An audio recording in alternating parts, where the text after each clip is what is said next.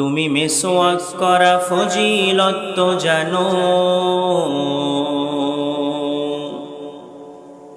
খাওয়ার শেষে মিষ্টি মুখের হাদিসটাও মানো।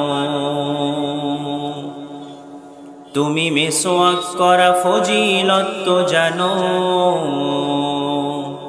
খাওয়ার শেষে মিষ্টি মুখের হাদিসটাও মানো।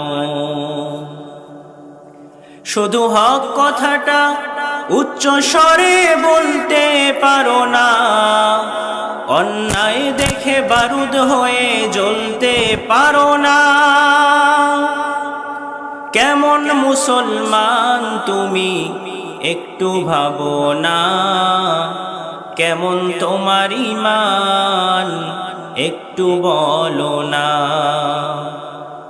তুমি মেসওয়াক করা ফজিলত তো জানো, খাওয়ার শেষে মিষ্টি মুখের হাদিসটাও মানো। তুমি যে কালিমার দাওয়াত দিলে বুকে টেনে তুলে, দেখো সেই কালিমার দাওয়াত দিয়ে কত জন আজ জেলে। তুমি যেই কোরআনের ওয়াজ করলে হাদিয়া তোহফা মিলে, দেখো সেই কোরআনের ব্যাখ্যা লিখে কেউ ফাঁসিতে ঝোলে। ঠিক কিনা? তুমি দুনিয়ার মোহে জীবনের মায়া ছাড়তে পারো না, প্রভুর রাহে প্রাণ বিলিয়ে দিতে জানো না।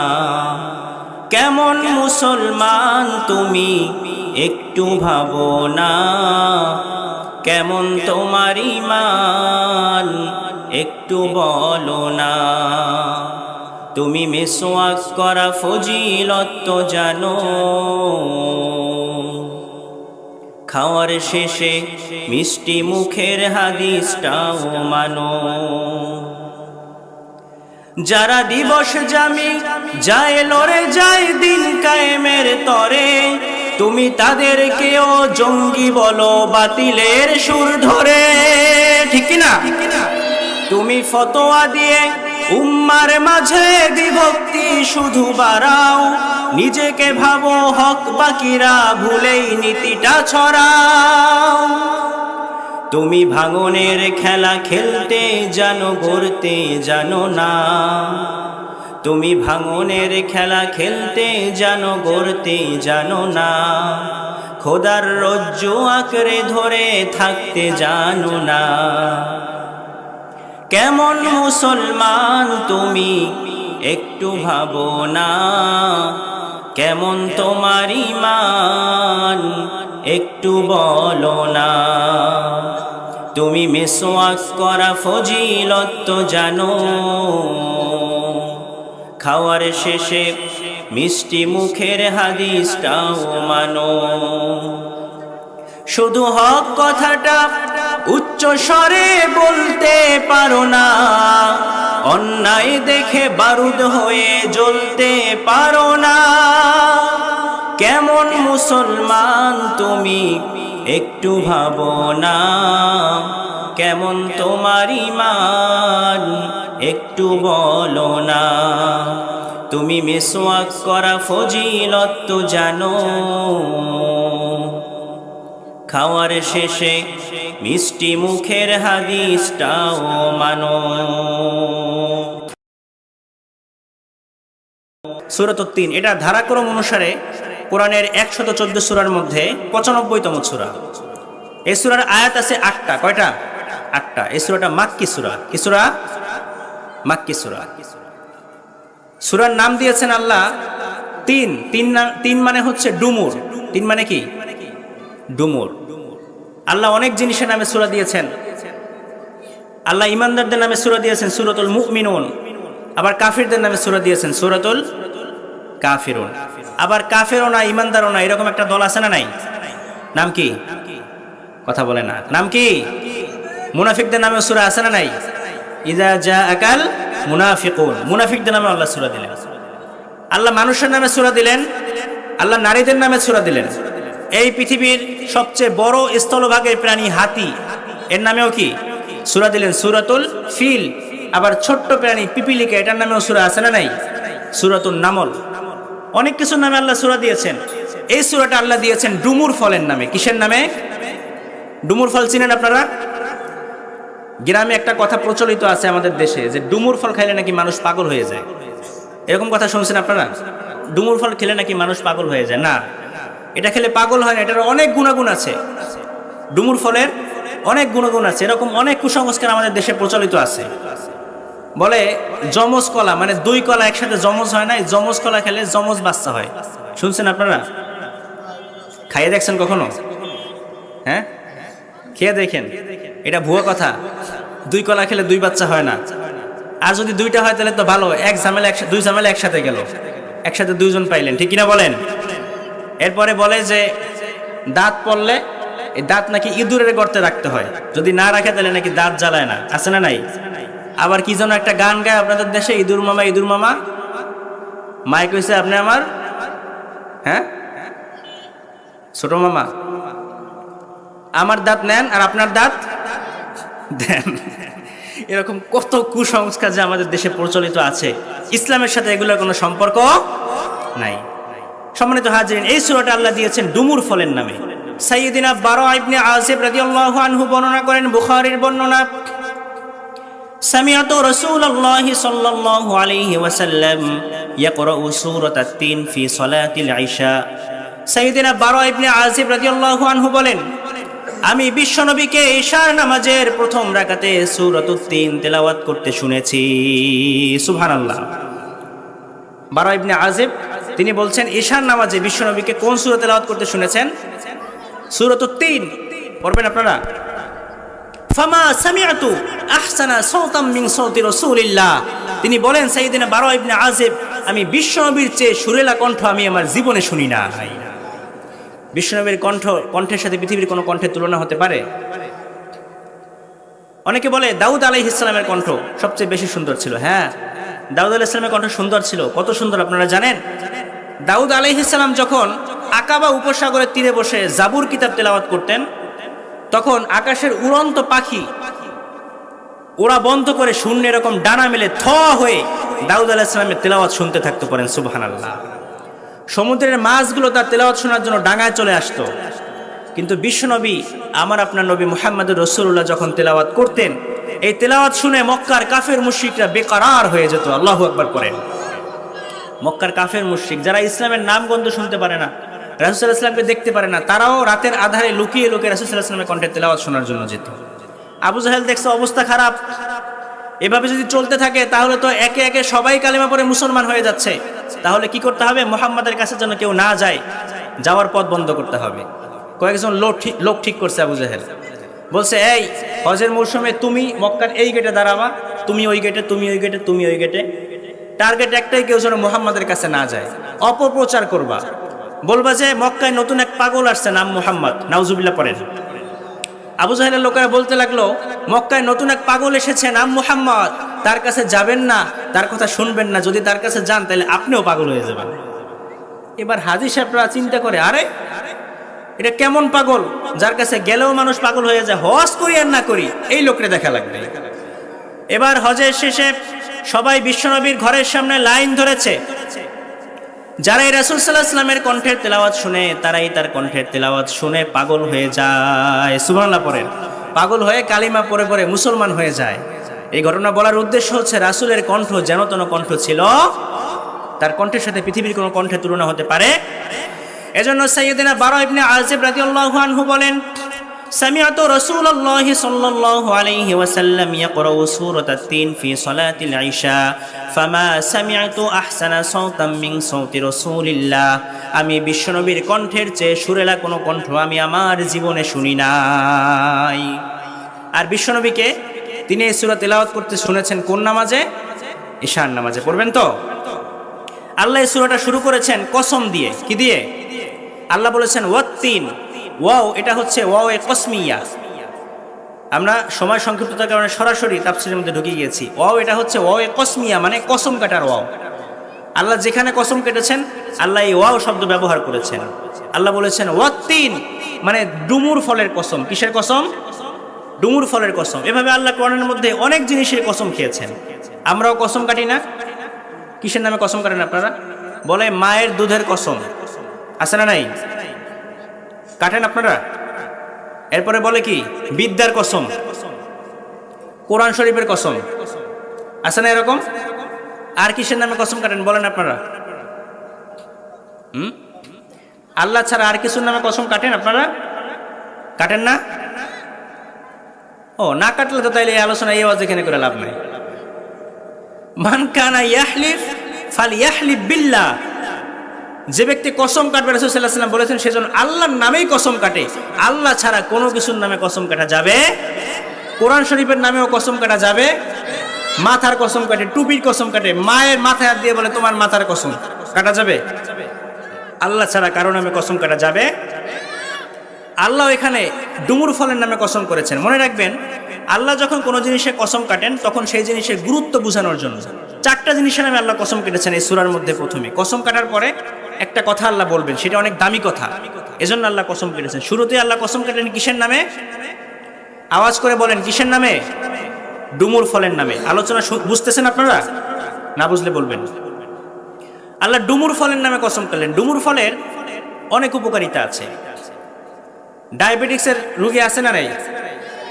এটা হচ্ছে আমাদের জাতীয় রোগ, ঠিক কিনা বলেন? এই ডায়াবেটিক্সের রোগী যারা আছেন তারা যদি এই ডুমুর ফল নিয়মিত খান তাহলে আপনার ডায়াবেটিস ভালো হয়ে যাবে। এরপরে অনেক মায়েদের বোনদের দেখবেন অনিয়মিত মাসিক আছে না, অনিয়মিত মিন্স হয়। এই মায়েরা বোনেরা তারা যদি ডুমুর ফলের সিদ্ধ করা পানি তারা যদি নিয়মিত খায় তাহলে অনিয়মিত মাসিকটা রেগুলার হয়ে যাবে। উপকার আছে না নাই?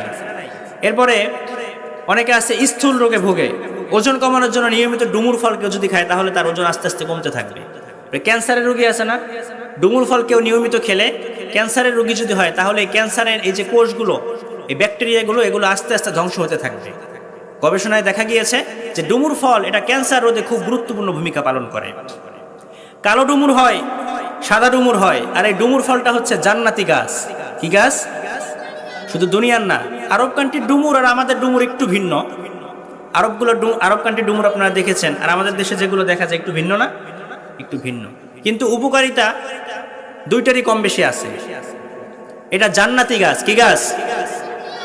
আল্লাহ পাক রব্বুল আলামিন আদম আলাইহিস সালামকে যখন জান্নাতে পাঠালেন, পাঠানোর পরে এবার আদম আলাইহিস সালামকে আল্লাহ বলেন, আদম এই জান্নাতে তোমরা খাও, ঘোরো, সবকিছু করো, কিন্তু একটা নিষেধ আছে আমার।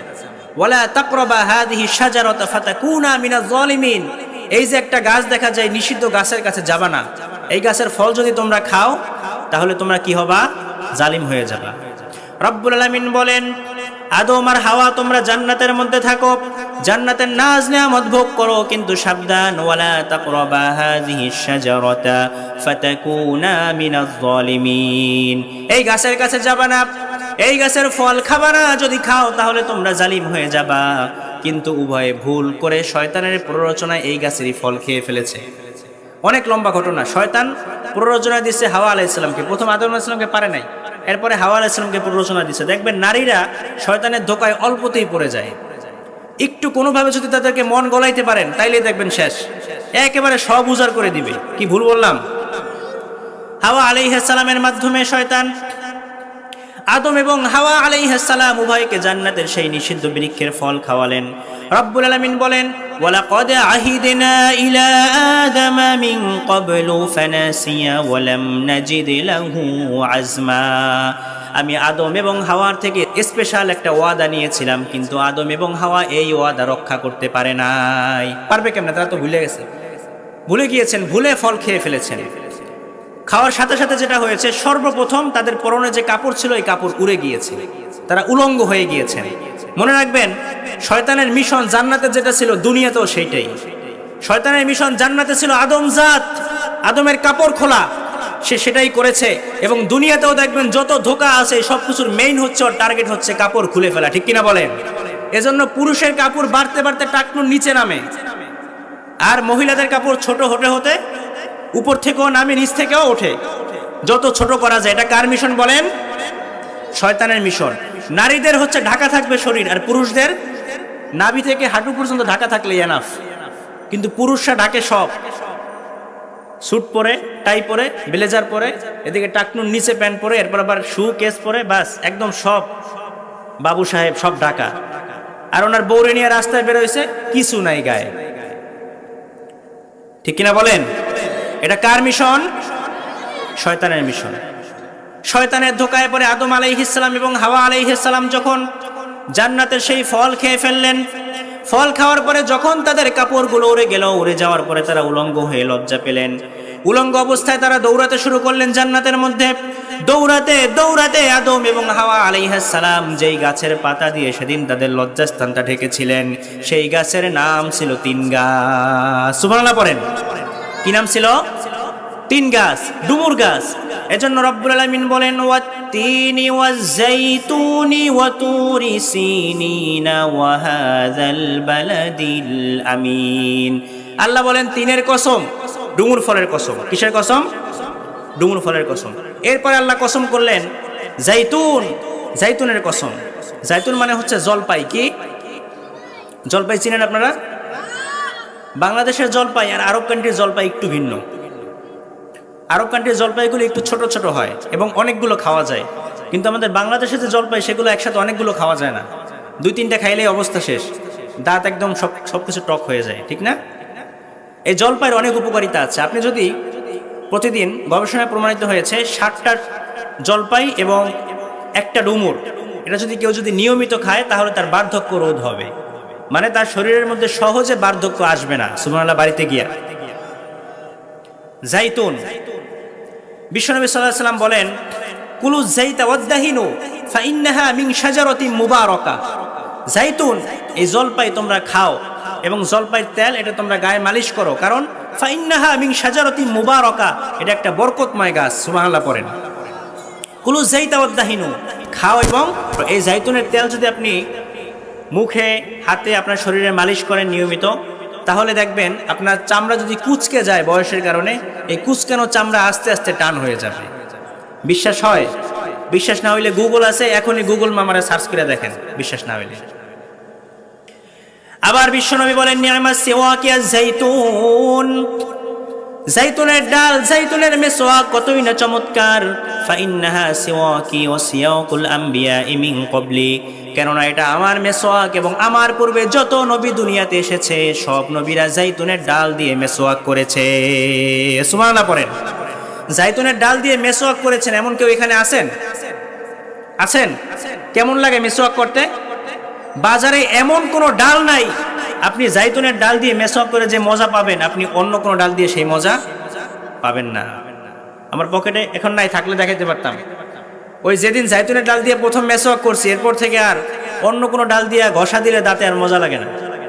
এত চমৎকার ডালটা, যখনই আপনি একটু ভিজিয়ে ঘষা দিবেন আপনার কামড়ানো লাগে না, অটোমেটিক এটা নরম হয়ে যায় তুলতুলে বিরাসের মতো, এবং ভিতর থেকে একটা কষের মতো বের হয় যেটা মুখের মধ্যে ফেনা হয়ে যায়। মারি শক্ত হবে, কত যে উপকার। সব নবীরা এই গাছের ডাল দিয়ে মেসওয়াক করেছেন, পড়েন সুবহানাল্লাহ। নি'মাস সিওয়াকিয়া জাইতুন, জাইতুনের মেসওয়াক কতই না চমৎকার। ফাইন্নাহা সিওয়াকি ওয়া সিওয়াকুল আমবিয়া মিন ক্বাবলি, বিশ্বনবী হাদিসের মধ্যে ফরমান, এটা দিয়ে আমি নিজে নবী মেসওয়াক করেছি, আমার আগে যত নবীরা পৃথিবীতে এসেছে সবাই এই জাইতুনের ডাল দিয়ে মেসওয়াক করেছে। সুবহানাল্লাহ। এজন্য আল্লাহ এই জাইতুনের নামেও কসম কাটলেন। প্রথমে কিসের নামে? কিসের নামে? ডুমুর ফলের নামে। এরপরে জলপাই, কিসের নামে? এরপরে রব্বুল আলামিন বলেন, ওয়া তুরি সিনিন,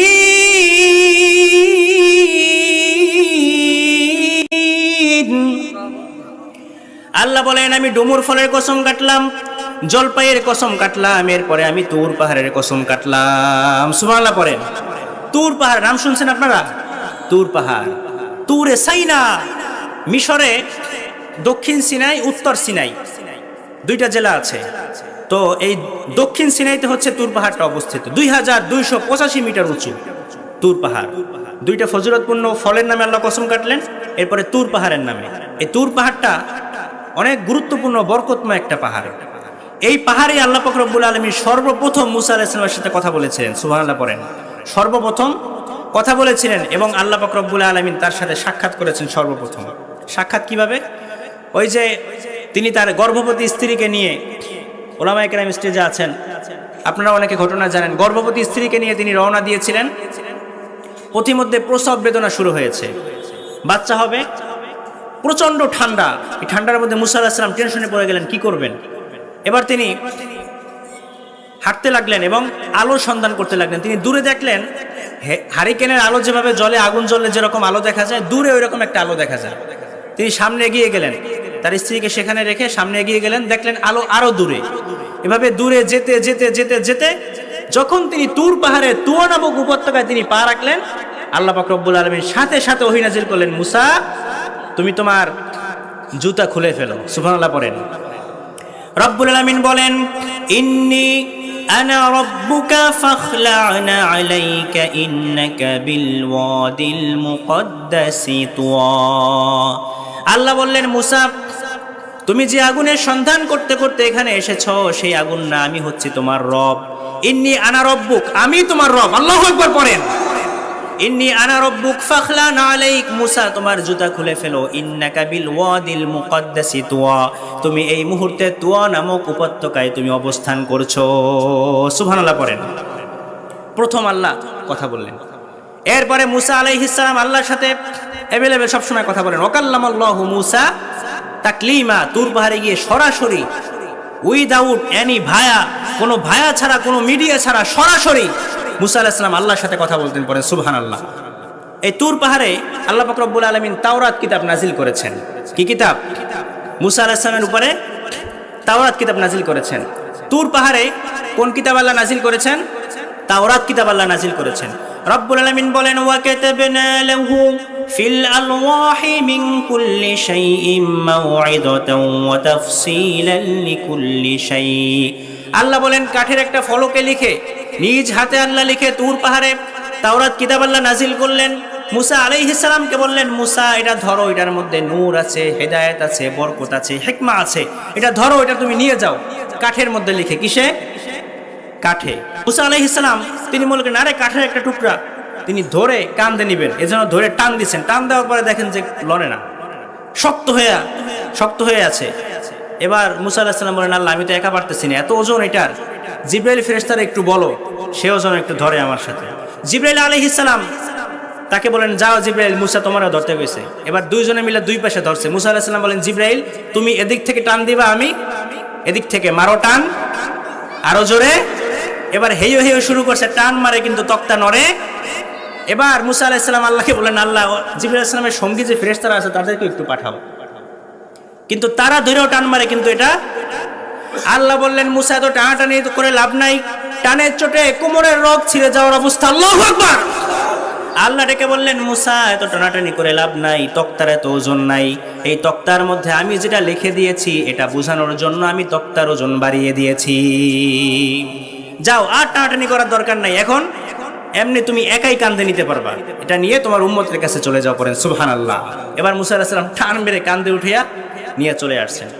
আবার মেরাজের রজনীতে বিশ্বনবীকে নিয়ে যখন জিবরাইল আলাইহিস সালাম রওনা দিলেন, ঘুটঘুটে অন্ধকার, তিনি ডেকে বললেন, নবী এখানে আপনি দোয়া করেন। তুর পাহাড়ের উপরে নামিয়ে দোয়া বললেন, নবী আপনি দোয়া করেন। বিশ্বনবী বললেন, ভাই জিবরাইল এটা কোন পাহাড়, কোন জায়গায় আমাকে রাখলা? জিবরাইল আলাইহিস সালাম বলেন, এটা হচ্ছে আপনার ভাই মুসার পাহাড়, তুর পাহাড়। সুবহানাল্লাহ পড়েন। আল্লাহ রাসূল সাল্লাল্লাহু আলাইহি ওয়াসাল্লাম তুর পাহাড়ে সেদিন দোয়া করেছেন। আবার কিয়ামতের দিন, কিয়ামতের আগে যখন ঈসা আলাইহিস সালাম আবার পৃথিবীতে আসবেন, ইয়াজুজ মাজুজ সম্প্রদায় যখন বের হবে, এই ইয়াজুজ মাজুজ এরা সারা পৃথিবীতে এত হাঙ্গামা শুরু করবে, ঈসা আলাইহিস সালামও টিকতে পারবেন না। তখন তিনি তার উম্মতদেরকে নিয়ে সব একসাথে সবাইকে নিয়ে তুর পাহাড়ে গিয়ে আত্মগোপন করবেন। পরে সুবহানাল্লাহ। এজন্য রব্বুল আলামিন বলেন, ওয়াত-তিনি ওয়াজ-যাইতুনি ওয়া তুরি সিনিনা ওয়া হাযাল বালাদিল আমিন। তিনের কসম, জাইতুনের কসম, তুর পাহাড়ের কসম, আর এই নিরাপদ নগরীর কসম। ওয়া হাযাল বালাদিল আমিন, এই নিরাপদ শহরের কসম। নিরাপদ শহর বলতে মক্কাতুল মুকাররমা উদ্দেশ্য। কোন শহর? মক্কা শহর। মক্কা শহরেরও দাম আছে না নাই? এই পৃথিবীর মধ্যে যত শহর আছে সব শহরের শ্রেষ্ঠ শহর হচ্ছে মক্কা শহর। কথা বলেন ঠিক কিনা? এই শহরের আগে নাম ছিল হলো বাক্কা। কি নাম? রব্বুল আলামিন বলেন, ইন্না আউওয়ালা বাইতিন উদিআ লিন-নাসি লাল্লাযী বিবাক্কাতা মুবারাকান ওয়া হুদাল লিল আলামিন। ইন্না আউওয়ালা বাইতি উদিআ লিন-নাস, সর্বপ্রথম পৃথিবীর মানুষের জন্য যে ঘরটা স্থাপন করা হয়েছে, লাল্লাযী বিবাক্কাতা মুবারাকা, সেটা হচ্ছে বরকতময় বাক্কা। আগে নাম ছিল বাক্কা, এরপরে কি হয়েছে? মক্কা, মক্কাতুল মুকাররমা। আবার বিশ্বনবী বলতেন, মক্কাতু আহাব্বুল বিলাদি ইলাইয়া লাউলা উখরিজতু লামা খরাজতু। মক্কা শহর আমার কাছে সবচেয়ে প্রিয় শহর। যদি মক্কার কাফের মুশরিকরা আমাকে মক্কা শহর থেকে বের না করতো, কশিন কালেও আমি মক্কা থেকে বের হতাম না। সুবহানাল্লাহ পড়েন। এই শহরের কসম আল্লাহ কোরআনে কেটেছেন। আল্লাহ ডুমুরের কসম করলেন, এরপরে জলপাইয়ের কসম করলেন, তুর পাহাড়ের কসম করলেন। তিনটে গুরুত্বপূর্ণ না?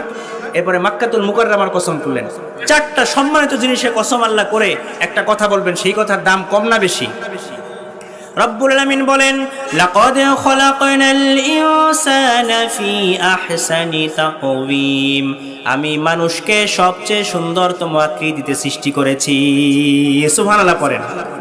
মানুষের চেয়ে সৌন্দর্য পৃথিবীর অন্য কোনো প্রাণীর মধ্যে আছে? সবচেয়ে সুন্দরতম আকৃতিতে সৃষ্টি করেছেন। কত সুন্দর হতে পারে! একজনের চেহারার সাথে আরেকজনের চেহারার মিল আছে? মিল নাই। কত মানুষ যে মইরা ভূত হয়ে গেছে, আরো কত মানুষ আসবে। হ্যাঁ, এখন আমরা যারা আছি, কারো চেহারার সাথে কারো কোনো মিল আছে? কোনো মিল নাই। এজন্য আল্লাহ বলেন, আমি মানুষের চেহারাটা সুন্দরতম আকৃতিতে সৃষ্টি করেছি। আবার আল্লাহ আমাদের দেখেন এই চেহারাটা কেমনভাবে সেটিং করেছেন। এই পৃথিবীর কোনো প্রাণীর এত সুন্দর সেটিং নেই। নাক কোথায় দিয়েছেন, কান কোথায় দিয়েছেন, যেখানে যেটা দেওয়ার দরকার। খাবার যখন আপনি খেতে যান, প্রথমে চোখ সেটা দেখে। প্রথমে সামনে চোখ আছে না নাই? এরপরে যখনই মুখের সামনে আনেন, নাক ঘ্রাণ পায় কি পায় না? যদি একটু কোনো রকম দুর্গন্ধ নাকের মধ্যে যায়, তাহলে এর মুখে যাবে? দেখেন কি সেটিং আল্লাহ। যদি নাকটা পিছনে থাকতো, একটু চিন্তা করেন, নাক যদি পিছনে থাকতো, মুখ এইখানে, আবার চোখ এইখানে আছে। প্রথমে চোখে দেখাইতেন, পিছনে নিয়ে নাকরে শুকাইতেন, এরপরে আইনে মুখে দিতেন। এবার জিহ্বা আবার স্বাদ যা চিপে করতে, স্বাদ ঠিক আছে কিনা, ঠিক কিনা বলেন? আবার কান দুইটা কেমন ভাবে দিয়েছেন? এই কান দুইটা যদি এইখানে না দিয়ে আল্লাহ বগলের নিচে দিতেন, তাইলে কেমন হইতো বলেন তো? এখন আপনাদের এই ওয়াজ শোনার জন্য ডক্টর আব্দুল্লাহ আল নোমান, ত্রিপুরা, ভারত, তিনি এসেছেন সুদূর ভারত থেকে, আর আপনারা এসেছেন তার ওয়াজ শোনার জন্য। পুরা 1-1.5 ঘন্টা 2 ঘন্টা যতক্ষণ আলোচনা করবে, এইভাবে হাত জাগাই রাখা লাগতো, ঠিক কিনা বলেন? হ্যাঁ, কষ্ট হইতো? এইভাবে নামাইলে আর শোনা যাবে না। দেখছেন আল্লাহর কি সেটিং। এজন্য রব্বুল আলামিন বলেন, আলাম নাজআল লাহু আইনাইনি ওয়া লিসানাও ওয়া শাফাতাইনি ওয়া হাদাইনাহুন নাজদাইন।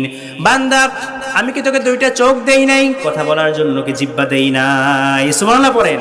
ওয়া হাদাইনাহুন নাজদাইন, এবং তোকে আমি দুইটা পথ দেখিয়ে দিয়েছি, জান্নাতের পথ আর জাহান্নামের পথ। কোন পথে যাবি ডিসিশন তোর, ঠিক কিনা বলেন? আল্লাহ পাক রব্বুল আলামিন এমনভাবে সৃষ্টি করেছেন, এই পৃথিবীর মধ্যে সবচেয়ে শ্রেষ্ঠ সৌন্দর্য হচ্ছে মানুষের সৌন্দর্য। মানুষের আবার শুধু সৌন্দর্যই না, আল্লাহ মানুষকে কিন্তু সবচেয়ে শ্রেষ্ঠ প্রাণী হিসেবে, আশরাফুল মাখলুকাত হিসেবে মানুষকে সৃষ্টি করেছেন, ঠিক কিনা বলেন? রব্বুল আলামিন যখন ইবলিস শয়তানকে বললেন যে সেজদা করো আদম আলাইহিস সালামকে, ওয়া ইয কুলনা লিল মালাইকাতি ইসজুদু লিআদম ফাসাজাদু ইল্লা ইবলিস আবা ওয়াস্তাকবারা ওয়া কানা মিনাল কাফিরিন। আল্লাহ ইবলিস শয়তানকে বলেন আদমকে সেজদা কর, অস্বীকার করলো। সে বলল না। সব ফেরেশতারা কি করলো? সেজদায় লুটিয়ে পড়লো। আল্লাহ আদেশ করেছেন, নূরের তৈরি ফেরেশতারা নূরের হয়েও মাটির আদমকে সেজদা করে পড়েন সুবহানাল্লাহ। তুমি মাটির আদমকে প্রথম সৃষ্টি করিয়া ঘোষণা করিয়া দিলে শ্রেষ্ঠ বলিয়া, তাই নূরের ফেরেশতা করে আদমকে সেজদা, তাই নূরের ফেরেশতা করে আদমকে সেজদা। তুমি সবার চেয়ে দিলে মাটির মানুষকে সম্মান। আল্লাহু আল্লাহু তুমি জাল্লে জালালুহু, শেষ করা তো যায় না গে তোমার গুণগান। আলহামদুলিল্লাহ পড়েন। আবার রব্বুল আলামিন বলেন, ইন্না ফি খালকিস সামাওয়াতি ওয়াল আরদি ওয়া ইখতিলাফু আলসিনাতিকুম ওয়া আলওয়ানিকুম ইন্না ফি যালিকা লাআয়াতিন লিল আলিমিন। আল্লাহ বলেন আমার সৃষ্টির মধ্যে অসাধারণ সৃষ্টি হচ্ছে আসমান এবং জমিন। মানুষের ভাষার ভিন্নতা, মানুষের রঙের ভিন্নতা, সুবহানাল্লাহ পড়েন। ভাষার ভিন্নতা, বাংলাদেশে বাংলায় কথা বলেন, আবার চাইনিজরা কথা বলে কি বাংলা ভাষায়, ইংরেজরা ইংরেজি ভাষায়, ইন্ডিয়ায় কোন ভাষায় বলে। কত ভাষা আল্লাহ দিলেন, চিন্তা করছেন? আবার রঙের ভিন্নতা আছে না নাই? কেউ সাদা, কেউ আবার হলুদ সুন্দর, কেউ সাদা সুন্দর, কেউ আবার কালো, কেউ কুচকুচে কালো। এক একটা মানুষের এক এক রং, কিন্তু প্রত্যেকটা রঙের মধ্যে একটা সৌন্দর্য, একটা মায়া আছে না নাই? আল্লাহ পাক রব্বুল আলামিন এজন্য বলেন সবচেয়ে সুন্দরতম আকৃতিতে আমি মানুষকে সৃষ্টি করেছি। এরপরে আল্লাহ বলেন সুম্মা রাদাদনাহু আসফালা সাফিলিন, কিন্তু মানুষের এই সৌন্দর্যটা আজীবন থাকে। মুফাসসিরিনে কেরাম এই আয়াতে দুইটা তাফসীর করেছেন।